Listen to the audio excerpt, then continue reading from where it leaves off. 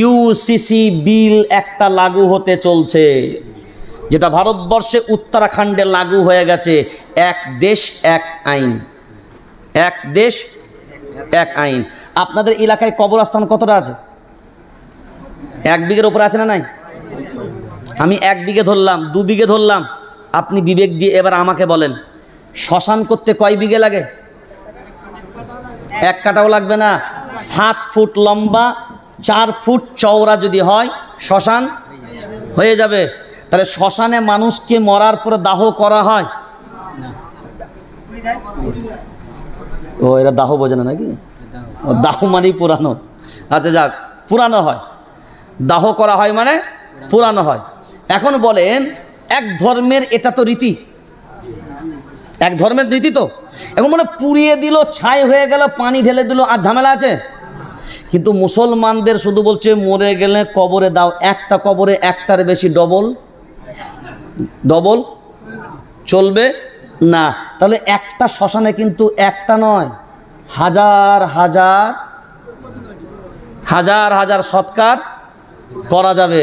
তাহলে ইউসিসি বিল যদি পিছনে এসে লাগু করে, কারণ যে বিলই বলেছে সব বিলই পাস করেছে।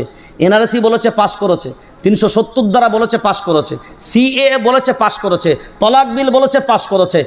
এখন বলেন ওয়াকফ বিল বলেছিল পাস করেছে, বাবরির জায়গায় হবে পাস করেছে।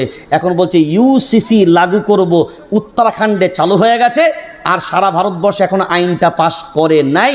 আইনটা পাস হব পিছনে আছে, ওয়াকফের পিছনে আছে। এটাও জেপিসির আন্ডারে এই বিলটাকে পাঠানো হয়েছে।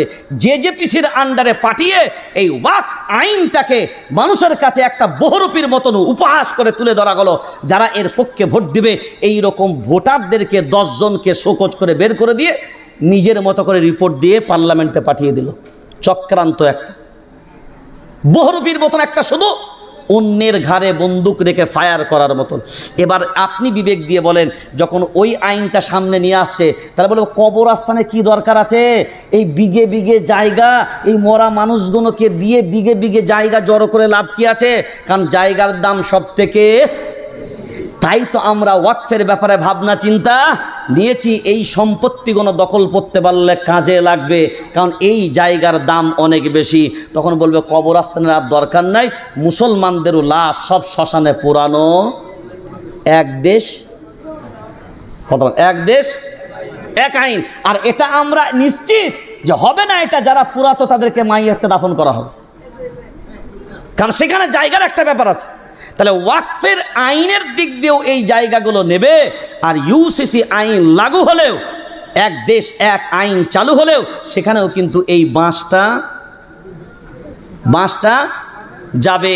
এবার আপনি বিবেক দিয়ে বলেন, জায়গা যখন নেবে সব এক এক করে যাবে।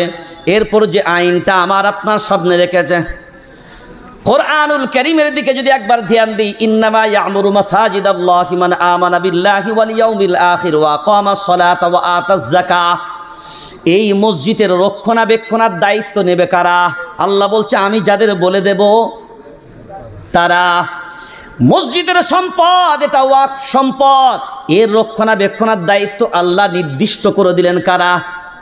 ইন্নামা ইয়ামুরু মাসাজিদাল্লাহি মান আমানা বিল্লাহ, আল্লাহর প্রতি ঈমান এনেছে যারা, পরকালের প্রতি বিশ্বাস করে যারা, ওয়া আকামাস সালাহ, নামাজ প্রতিষ্ঠা করে যারা, ওয়া আতাজ যাকাত, যাকাত আদায় করে যারা, ওয়ালাম ইয়াখশা ইল্লাল্লাহ, এই 5 গুণওয়ালা হবে যারা, মসজিদ আর মসজিদের সম্পদের রক্ষণাবেক্ষণের দায়িত্ব পাবে তারা।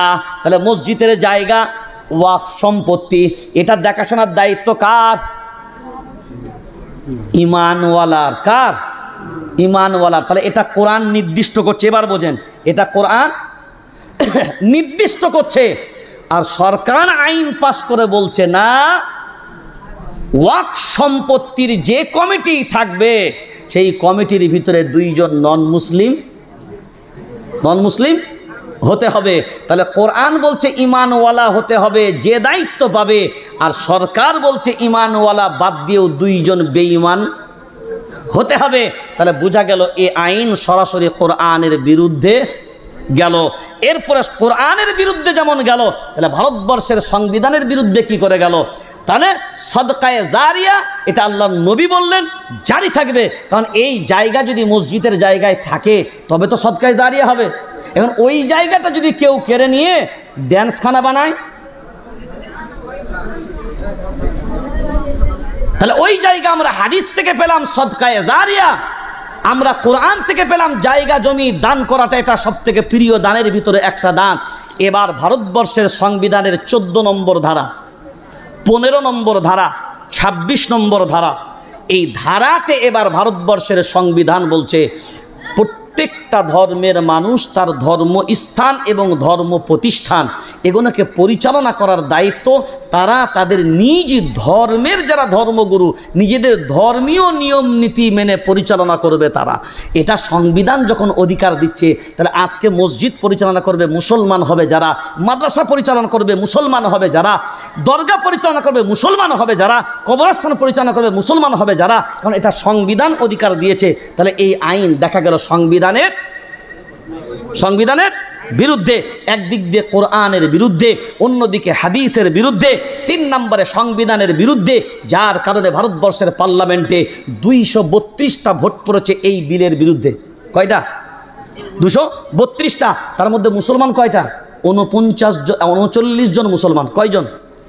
39 জন। তাহলে 39 জন যদি মুসলমান হয়, বাকি যে 232-এর ভিতরে 39টা বাদ দিলে 193 জন ভোট এর বিরুদ্ধে যারা দিয়েছে, এরা মুসলিম না নন মুসলিম? সবাই বলেন। তাহলে চিন্তা করেন, একটা এমপি 7 জন এমএলএ, একটা এমপি 7 জন এমএলএ মেলে একটা এমপি, তাহলে 193 জন এমপি এই বিলের বিরুদ্ধে ভোট দিচ্ছে নন মুসলিম। তাহলে এই আন্দোলন আর এর বিরোধ এটা মুসলমানদের একা আন্দোলন নয়, এটা মুসলমানদের বিরোধ নয়, এটা ভারতবর্ষের আপামর জনতার।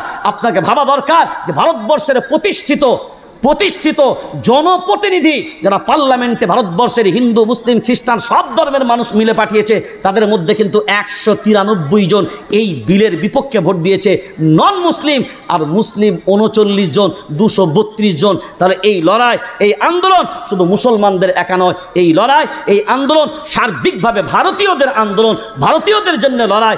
আপনারা অবাক হয়ে যাবেন, আজকে আমাদের ভিতরে গোঁড়ামির কারণে আমরা মনে করছি আন্দোলনটা শুধু মুসলমানদের না, আমাদের হিন্দু ভাইদেরকেও নিতে হবে, অন্যান্য ভাইদেরকেও নিতে হবে।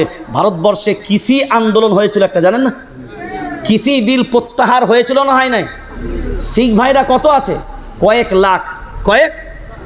কয়েক লাখ যদি শিখ ভাইরা আন্দোলন করে 1 বছরের মতন আন্দোলন টিকিয়ে রেখে 750 মতন প্রাণ উৎসর্গ দিয়ে এই কৃষি বিল প্রত্যাহার করতে বাধ্য করে, আমরা ভারতবর্ষের জমিনে 40 কোটির মতন জনসংখ্যা মুসলমান আছি, আমরা যদি একবার অন্যদেরকেও সাথে নিয়ে কাঁধে কাঁধ মিলিয়ে যদি লড়াই করি, এই বিলকে কি আমরা প্রত্যাহার করতে পারবো না? হ্যাঁ, পারবো না? কিন্তু আমাদের আন্দোলনে বাধা তো আমরাই। তার একটা ছোট্ট নমুনা আপনাকে শুনতেই হবে, জানতেই হবে।